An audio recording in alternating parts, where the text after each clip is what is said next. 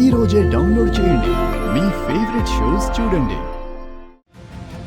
జై sir sir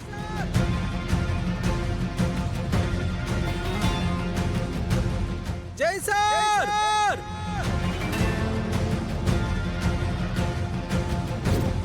జై sir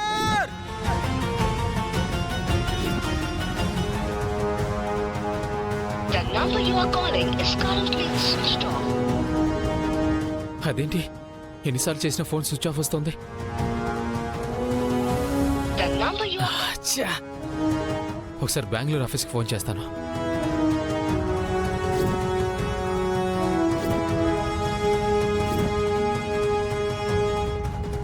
hello, నేను వైకుంఠం మాట్లాడుతున్నాను సార్. Fine sir. సార్, ఆఫీసులో ఉంటే ఒకసారి మన జైసారి కనెక్ట్ చేసి ఇవ్వగలరా? ఒకసారి అర్జెంటుగా మాట్లాడాలి. సార్ ఇక్కడికి రాలేదే.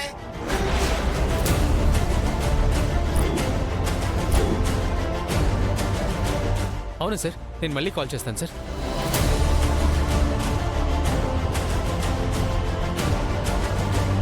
ఇంట్లో మేడం కూడా సార్ బెంగళూరు వెళ్ళాడని అనుకుంటుంది. ఆ విశ్వగాడేమో ఆ రోజు కొండపైన సార్ని కలవలేదన్నాడు. అసలేం జరుగుతుంది?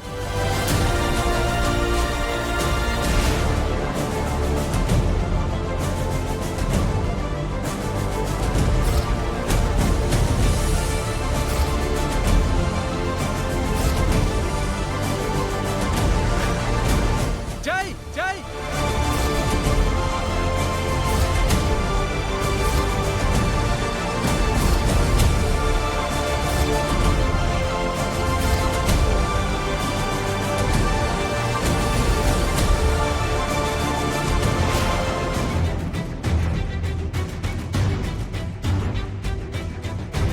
వీడేంటో వెతుకుతున్నాడేంటి? ఇంత టెన్షన్లో వాడేదో వెతుకుతున్నాడంటే ఆ రోజు సార్ వీడు ఖచ్చితంగా కలిసే ఉంటారు. వీడే సార్ని ఏదో చేసి ఉంటాడు.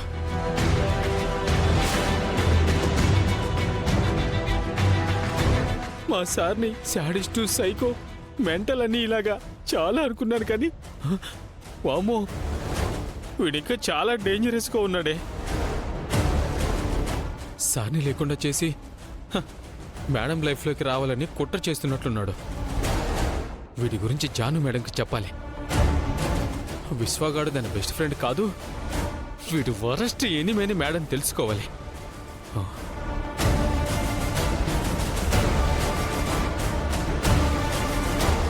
చేయి బతుకున్నట్టు చిన్న క్లూ దొరికినా బాగుండు.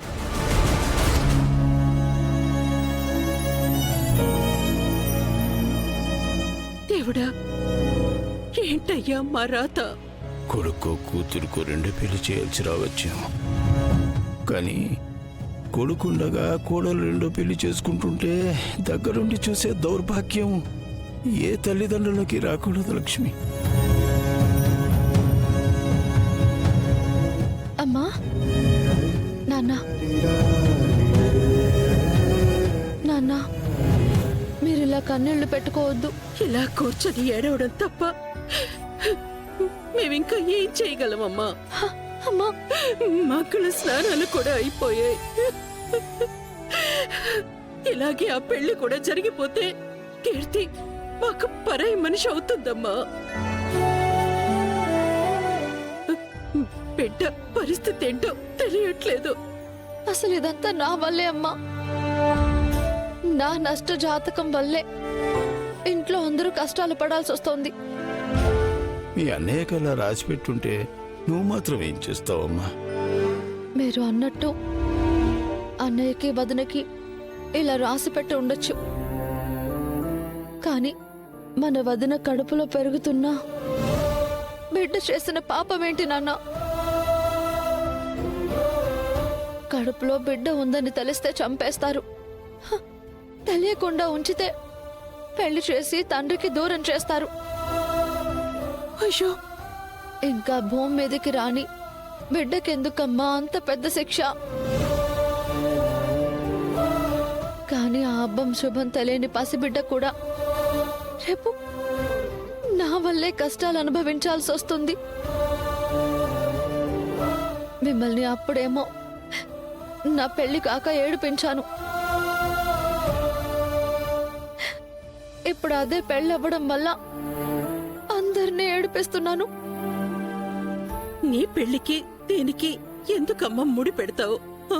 నేను పెళ్లి చేసుకుని ఈ ఇంటి కోడలు నవ్వడం వల్లే కదమ్మా వదిన పుట్టింటికి వెళ్లాల్సొచ్చింది. లేదంటే అన్నయ్య వదినలు ఎప్పుడు విడిపోయేవారే కాదు.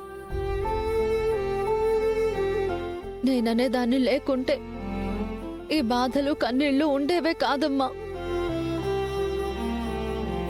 ఇంతకాలం అందరూ నన్ను నష్టజాతకురాలు అని పిలుస్తుంటే బాధేసేది, కోపం వచ్చేది.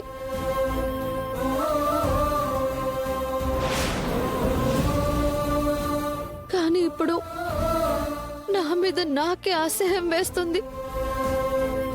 ఎందుకు నాన్న నాలాంటి నష్టజాతకురాల్ని కన్నారు మీరు? చూడమ్మా తులసి, ఇందులో నీ తప్పేమీ లేదమ్మా. ఎప్పుడు అందరూ బాగుండాలని అందరి మంచి కోరుకునే నువ్వు నష్టజాతకురాలి కానే కాదమ్మా. నువ్వు అదృష్ట దేవతవి. ఏదో ఒక రోజు నీ మంచితనం గురించి అందరికీ తెలుస్తుందమ్మా. నువ్వు బాధపడకు తల్లి. ఊరుకో తులసి, నువ్విలా బాధపడుతుంటే ఈ తల్లి గుండె తట్టుకోలేదమ్మా. అన్నయ్య వదనలు నా వల్లే విడిపోయారు అని నేను ఏం చేస్తే మళ్ళీ కలుస్తారో నాకు అర్థం కావడం లేదమ్మా. ఇద్దరిని కలపడానికి ఏం చేయాలో అన్నీ చేశాం తులసి.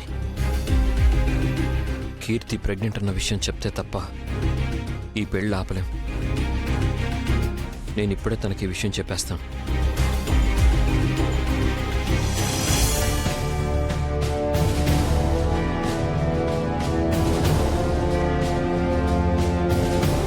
కీర్తి, చెప్పన్నయ్య. ఈ టైంలో ఇలా మాట్లాడొచ్చో లేదో తెలియదు కానీ నీతో ఒక విషయం చెప్పాలమ్మా. ఏంటన్నయ్య? భర్త తాగొచ్చి రోజు కొడుతున్నాడను, భార్యని సరిగ్గా పట్టించుకోవట్లేదను, పోనీ భర్తే లేడనుకుంటేను నా చెల్లికి ఈ అన్నయ్య మనస్ఫూర్తిగా ఈ పెళ్లి దగ్గరుండి చేసేవాడమ్మా. కానీ అమాయకుడైన హరీష్ బాబుని వాళ్ళ ఇంట్లో వాళ్ళందరినీ బాధ పెట్టి నువ్వు ఈ పెళ్లికి సిద్ధపడ్డావు. ఒకసారి ఆలోచించమ్మా. అన్నయ్య, నేను ఇది వరకే చెప్పాను వాళ్ళ గురించి మాట్లాడొద్దు అని. నీ మొండి పట్టుదలతో ఇలా రెండో పెళ్లికి సిద్ధపడ్డావు తప్పితే వాళ్ళు చేసిన తప్పేంటో నిరూపించగలవా? అన్నయ్య ప్లీజ్. ఒకసారి అన్నయ్య మాట కూడా వినమ్మా.